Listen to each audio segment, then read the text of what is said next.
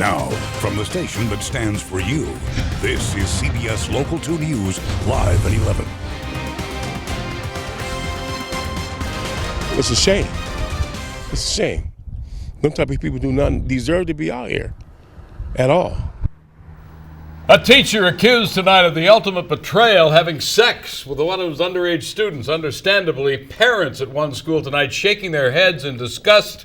You see, this is not the first alleged incident at that school. Good evening. Welcome to Local 2 News Live at 11 tonight. I'm Chris Long. And I'm Brooke Berry. CBS Local 2 stands for you and your children's safety. We are learning more tonight about a teacher at a local middle school accused of having sex with a young student. And this is the second arrest of an employee at that same Indio campus in just the last few weeks. CBS Local 2's Lauren Coronado joins us live from Desert Ridge Academy Middle School tonight with more. Lauren, in this latest case, who reported the teacher to police? The victim's mother actually found suggestive text messages in her daughter's cell phone from her music teacher. And it's not the first time a situation like this has happened at the school, and now parents are raising concerns.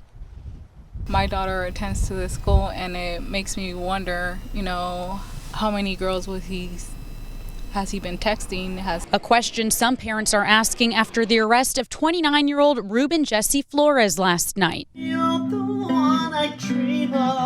He's a Desert Ridge Academy Middle School music teacher, and according to the Indio Police Department, a student's mother reported suggestive text messages from Flores. He was later questioned and booked on suspicion of multiple lewd acts and having sex with a child. Desert Sands Unified School District says upon notification of the alleged misconduct, the staff member was immediately placed on administrative leave. The arrest comes just weeks after 45-year-old James Arthur Campbell, a security guard at the same middle school, was arrested for allegedly sending inappropriate messages to a student, which was also discovered by a parent. The allegations described as disturbing to some parents whose children attend the school. They will be exposed, and they will pay for what they did, because you can harm young people's minds. And I don't feel good about this at all. It's really disappointing. As a teacher myself, I just think that we need to protect ourselves and educate the teachers as well as educate the students. Campbell was also immediately placed on administrative leave and is expected in court this month. Flores will face a judge next month. Both employees have posted bail since their arrests. Now, a representative with the district says their employees are background checked and fingerprinted. They're also required to pass a sexual misconduct training class. Now, for more information and full statements from the district, visit our website. Reporting live in Indio, I'm Lauren Coronado. All right, Lauren, thank you. And we must remember, for the time being, these are only allegations. Law enforcement, though, suggests that parents download phone monitoring apps on their children's phones and check the activity frequently. For the first time today, we heard from the men accused of the 2006 Pinyon Pines triple murder of 18-year-old Becky Friedley, her mother Vicky, and Vicky's boyfriend John Hayward. Audio recordings of Robert Pape and Kristen Smith's first interviews with investigators were played out loud for jurors in Riverside today. Pape detailed his relationship with Becky, saying they had broken up 9 months before after she confessed to cheating on him. Both the co-defendants say they were together, paintballing and playing Xbox the night of the murders. However, in the recording, Smith admits that he and Pape had previously talked about their whereabouts together. Court is expected to resume tomorrow. Stay with CBS Local 2 as we continue to follow the new developments in the Pinyon Pines triple murder trial. And the Riverside County Board of Supervisors considering tonight whether to approve Sheriff Stan Sniff's request to hike the jail access fee charged to cities and other entities that book arrestees for misdemeanor offenses. The sheriff is seeking a 10% increase in the booking fee. The county received more than $3 million this year to cover some jail processing costs, netting a savings to municipalities, college, and special districts that use the county jail system. However, when those entities exceed predetermined booking levels, they actually end up owing the county. Felony bookings, as well as misdemeanor bookings, specifically related to domestic violence and traffic violations, are not factored into the fee schedule. Good evening, I'm Chief Meteorologist Patrick Evans. We are still looking at some pretty gusty winds. They should start to settle down, but there are other things going on around Southern California that are pretty interesting for the first day of May. 28-mile-per-hour winds here at our studios in Thousand Palms. That's not terribly uncommon. We have a front coming through, and typically we pick up pretty strong gusty winds. Also windy through Palm Springs. Things start to lighten up as you head east and, of course, south. But right now, we're still looking at a winter weather advisory in our local mountains. I was just checking the Big Bear cam. It looks like there was a little bit of snow, maybe an inch or two of accumulation. This is going to last through 11 o'clock tomorrow morning. A modest wind advisory, which has shrunk considerably in the last couple of hours, just for a portion of Imperial County immediately south of the Salton Sea. But there is a little bit of snow falling in the higher elevations. Let's take a look at the Doppler radar, and it's finally showing skies clearing out just a little bit, but there was a little bit of snowfall in our local mountains here as we kicked off the month of May. Looks like things are going to stay cool through tomorrow, but as we head into the weekend, get ready for pool weather. It's on the way, and I've got your first alert forecast in just a couple of minutes. A full day of remembrance for Riley Rose Sherman in the Valley today. The little girl from La Quinta was barely 5 when she was diagnosed with an aggressive cancer called neuroblastoma. We followed her journey for the last 20 months from diagnosis to hope to despair, and continue to follow it today as those who knew her journeyed across the valley to say their goodbyes to a little girl who is forever 6.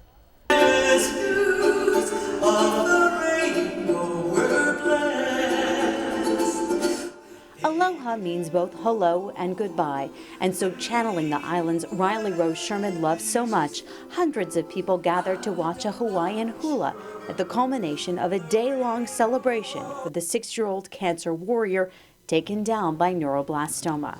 Riley Rose, as much as I miss you, I take comfort in knowing you're smiling down on us now. Oh, she would have loved it today. She would have wanted to got up and sang with them and been on stage. And I mean, because she loved to entertain people. Rick and Kristen Sherman said their strength on the day they laid their daughter to rest came from the community. It just makes me feel so happy that she touched so many lives and made so many people happy. She's absolutely an example. You know, anybody who can live 350 days in the hospital, who can live through 3 relapses, 4 clinical trials, 5 different hospitals, and she just brain surgery, and spine surgery, and time again when the doctor said she's not going to make it through tonight. And guess what? Morning came, and there was Riley, again and again and again, and we got 20 amazing months. Their dad said he prayed to God to take the pain away from this little girl, give that pain to me. And he said to me, and God did. God took her, she has no pain now, and I have the pain, but I get to share the pain with other people. She couldn't share with anybody. Earlier in the day, a tiny casket covered in yellow flowers was carried out of Sacred Heart Church, followed by Riley's parents and younger brother. The full Catholic Mass attended by hundreds, including Riley's former preschool teachers. She was definitely a gift for us to get to know, and she'll definitely be missed. The thing I remember most is her fun-loving spirit, and that she always was very, very happy, and she always lit up the room whenever she came in. Students at Xavier Prep also filled the pews instead of desks and showed their support for Riley in the pool, a fitting place for a little girl who loved the water. So it just means a lot that we can have her in our hearts and swim for her. Riley's family has pledged to beat neuroblastoma, partnering with Beat NB in an effort to raise $1 million to find a cure for pediatric cancers. We've got a link to Beat NB for Riley on our website, cbslocal2.com. I know you've gotten to know the parents of Riley Rose, and they really, I don't know them, they really strike me as we watched him on our CBS Local 2 air over the last year or so. What strength they seem to have. It's quite amazing, really. They are finding a lot of strength through their faith. They also said today that Riley had a wild faith in that she loved Jesus, and that was apparent in everything she did, and that truly is what is giving them strength today. A lot of people thinking about that little girl tonight.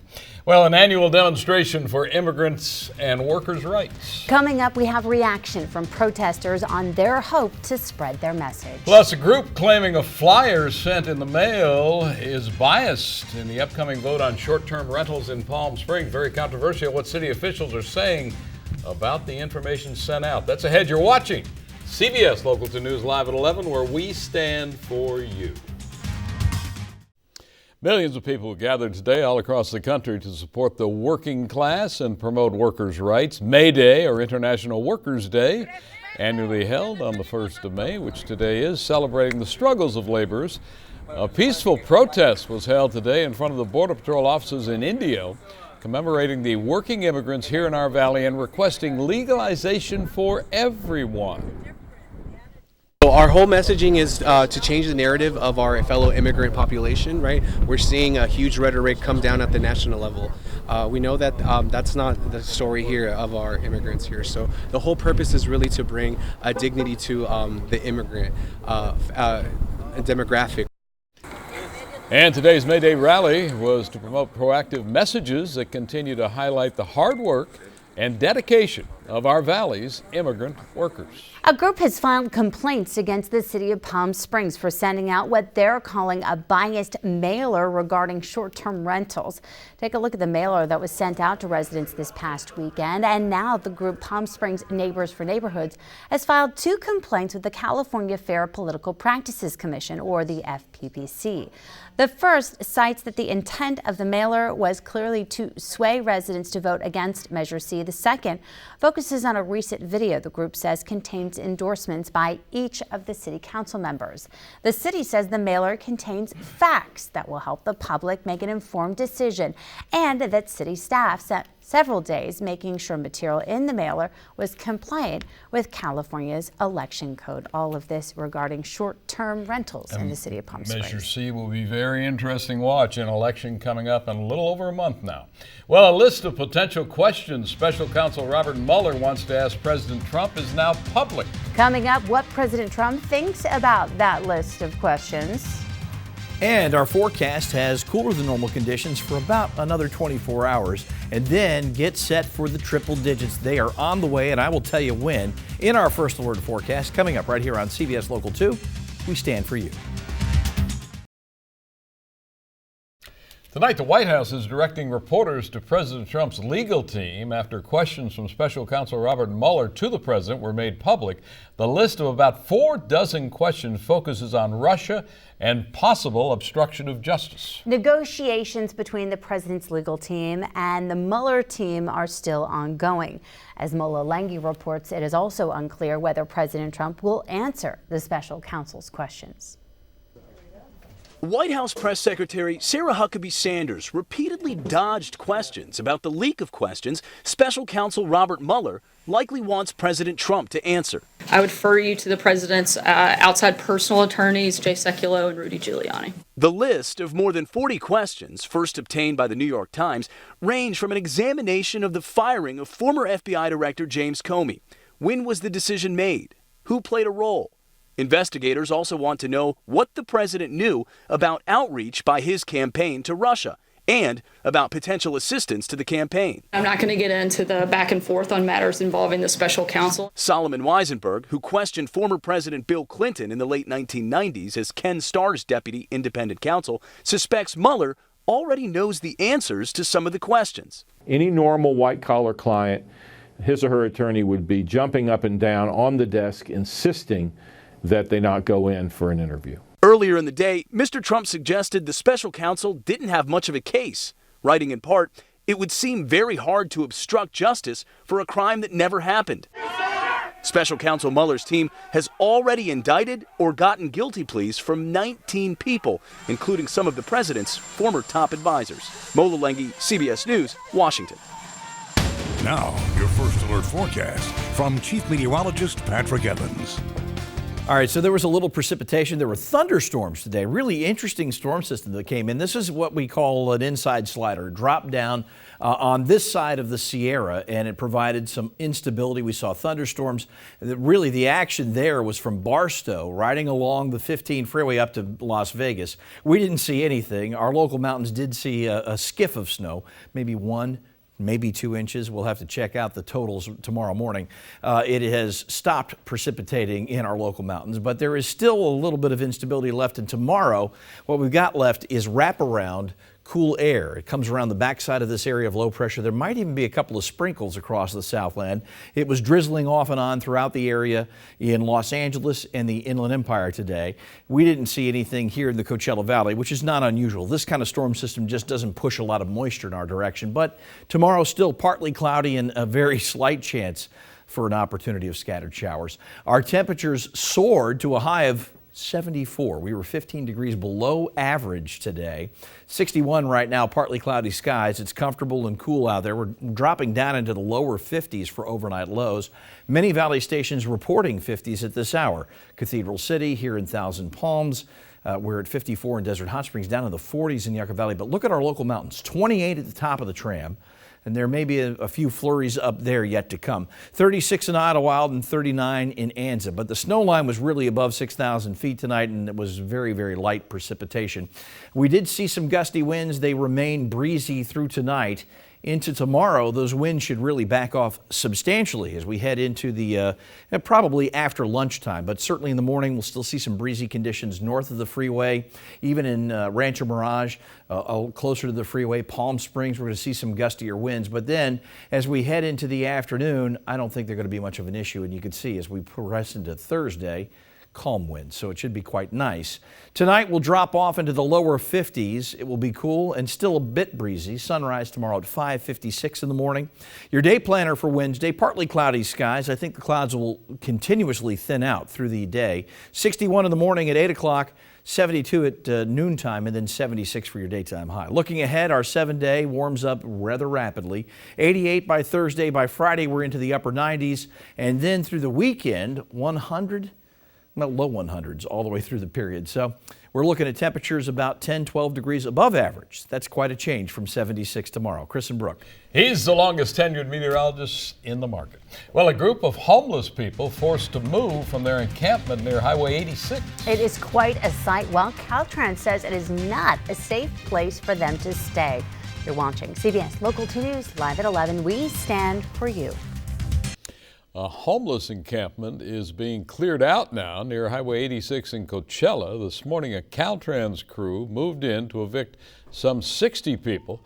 They have been living on land owned by Caltrans, which is beginning the process now of possibly selling that land. They have put up notices. They've been doing that since January. The agency teamed up with local charities and county officials to reach out with services for those folks. It says the area is not safe for anyone to be living there. Snake bites, there's ants. I'm being bitten by ants right now. There's been 2 people that have passed away in this camp in the last year or so from infection. Caltrans tells us they plan to tear down the encampments and flatten the whole area. Beginning tomorrow, they expect the cleanup to last at least a week. A group of Desert Mirage High School students are being recognized as they head off to 4-year universities. Today, graduating seniors celebrated College Signing Day. Thermal's students participated by announcing which university, college, technical school, trade school, or military commitment, love those flags, they will be making.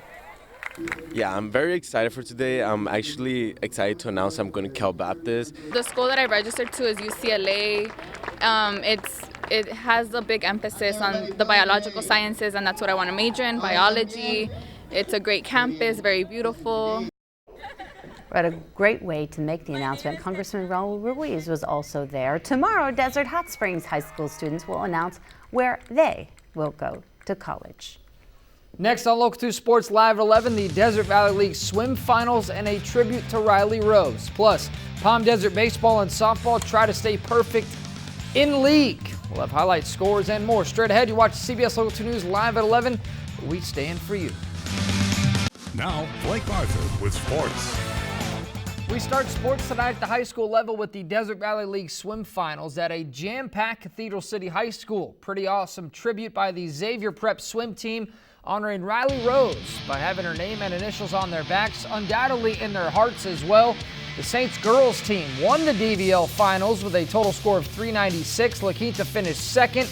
Nice individual win by sophomore star Kemi Von Schur right there over Xavier Prep standout Desiree Lewis, and some nice show of sportsmanship, shaking hands. La Quinta was, after that, Palm Desert's and Palm Springs 5th.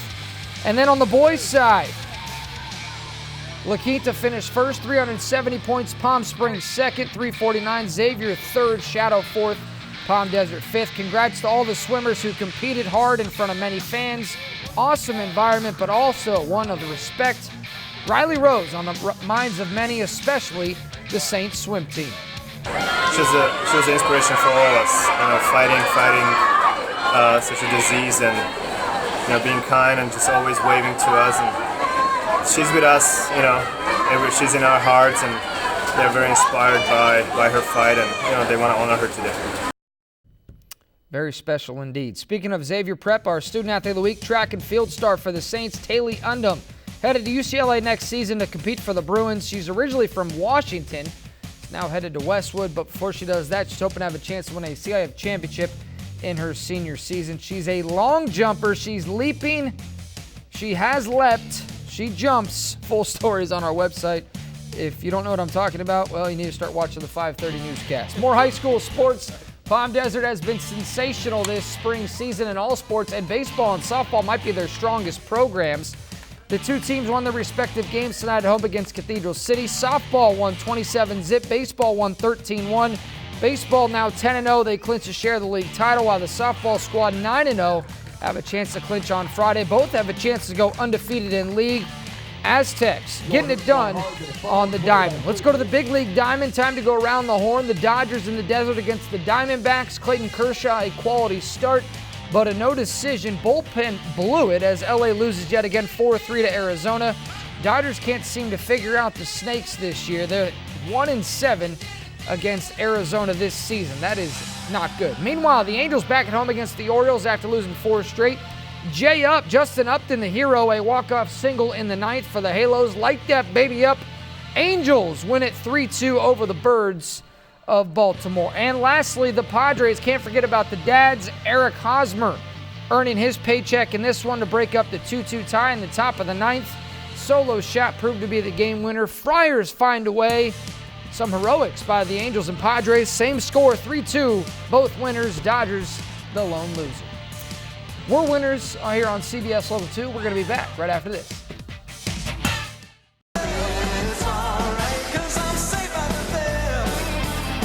Finally tonight, that popular 90s TV show Saved by the Bell is getting a different kind of reboot in the form of a restaurant. Max is the diner. It was the go-to hangout spot for the show's characters. The restaurant recreates that 90s feel with neon signs, upholstered booths, vintage arcade games. The diner also has the characters' lockers, mementos, and even Mr. Belding's office. But who wants to go there? Come on. Look at us. We were pulling out names of all the characters, too. Jesse, Screech, Zach. Screech was my favorite. Don't worry, Chris. They're working on a honeymooners themed restaurant. One of these Alice. One of these days, Alice. I never saw Saved by the Bell, but I'm sure it was exceptional. As was our newscast. We'll see you tomorrow.